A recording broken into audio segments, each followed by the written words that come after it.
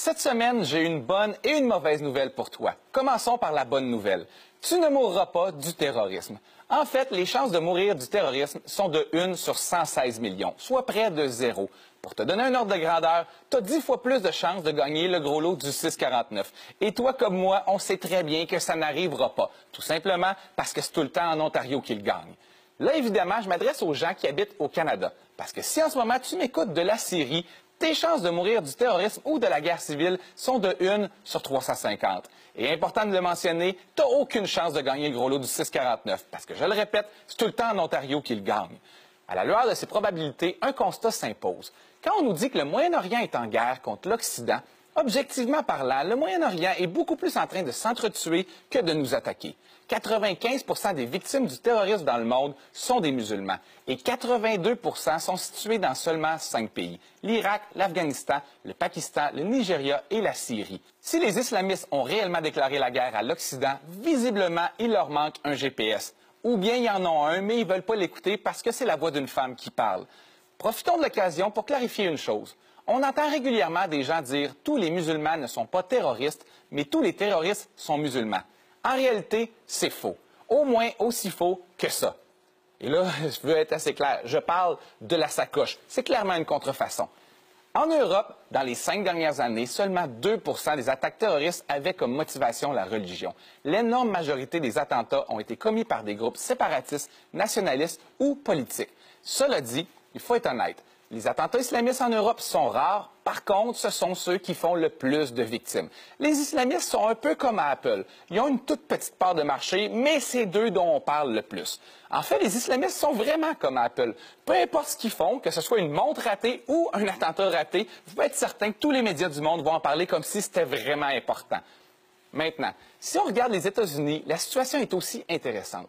Depuis 2001, 50 personnes sont mortes dans des attentats liés à la mouvance islamique. En contrepartie, 254 personnes sont mortes d'extrémistes chrétiens de droite. Les terroristes d'extrême droite sont fortement majoritaires, mais plus personne parle d'eux. Ils sont rendus un peu comme Microsoft, tellement années 90. Mais le pire dans tout ça, les Américains s'enlignent pour élire comme président l'homme qui représente probablement le mieux l'extrême droite, Donald Trump. Donald Trump, qui, avec ses déclarations sur les Arabes, les Noirs et les étrangers, nous fait réaliser que s'il avait été au pouvoir en 1939, aujourd'hui, la moustache qui serait totalement déplacée de portée, ce serait quelque chose comme ça. Le problème avec toute la surenchère médiatique autour du terrorisme, de l'islam ou tout simplement des musulmans, c'est qu'elle laisse croire à un problème beaucoup plus présent qu'il ne l'est en réalité. Prenez seulement le nombre de musulmans au Canada. Les Canadiens en sont venus à croire que la proportion dans la société est 10 fois plus élevée qu'elle ne l'est en réalité.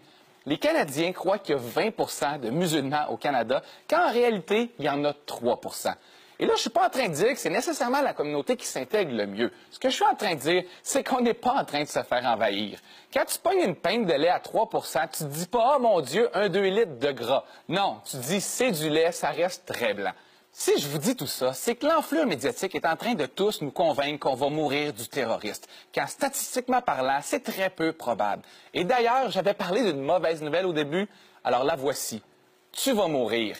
Et je sais même de quoi tu vas mourir. Statistiquement parlant, d'une maladie du cœur ou du cancer. Tu as en fait 250 000 fois plus de chances de mourir du cancer que du terrorisme. Alors, considérant que le Canada a dépensé plus de 18 milliards dans la guerre en Afghanistan et les États-Unis plus de 4 000 milliards en Irak, en Afghanistan et en mesures antiterroristes, ce qui représente 100 fois plus que ce qui a été investi dans la recherche contre le cancer dans les 10 dernières années, cancer qui tue chaque année 660 000 personnes en Amérique. Alors, si on vous demande est-ce que les terroristes ont gagné, la réponse est oui. Ah, et juste avant de terminer, une dernière chose. Aux États-Unis, l'année où 3 personnes sont mortes pendant les attentats terroristes au marathon de Boston, 5 personnes sont mortes tuées accidentellement par des enfants de moins de 5 ans qui jouaient avec une arme à feu. Je vous dis ça parce que je pense que ça ferait une excellente question pour l'émission de Denis Lévesque. Devrions-nous craindre les enfants? C'était Louis T pour Bazo TV.